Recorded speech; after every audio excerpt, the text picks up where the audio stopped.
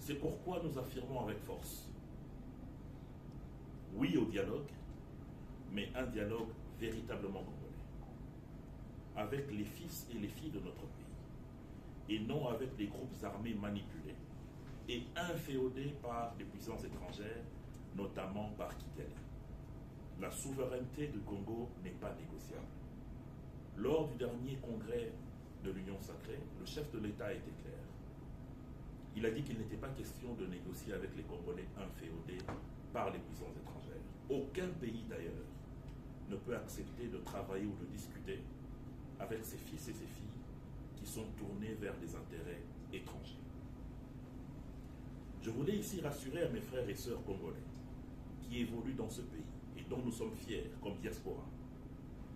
Je tiens à dire que sur le terrain, le chef de l'État, avec le concours du gouvernement conduit de main de maître par notre première ministre, qui est une femme, Madame Judith Souminois, démontre chaque jour que la paix et le développement vont de pair.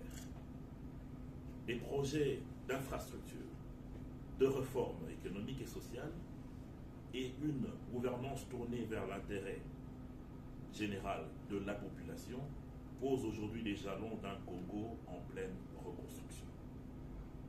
Aujourd'hui encore, des millions d'enfants ont repris le chemin de l'école grâce au projet de la gratuité de l'enseignement. Sans oublier que des Congolais voient pour la première fois des bâtiments modernes sortir de terre autour du projet du PDL 145. Et chaque jour, les efforts sont consentis pour la paix dans notre pays.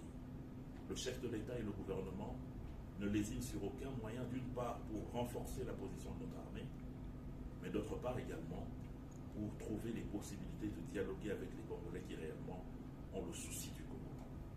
Et donc pour nous, et il a été clairement établi par notre gouvernement, qu'il n'était pas question de participer à une messe noire tenue en Afrique du Sud pour imposer une quelconque vision à notre pays en ce qui concerne la paix.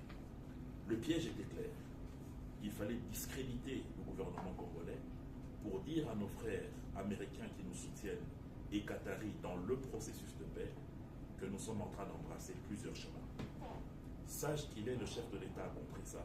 Il a dit non à cette messe, raison pour laquelle vous n'avez vu aucun membre du gouvernement, aucun officiel congolais dans cette messe ici en Afrique du Sud.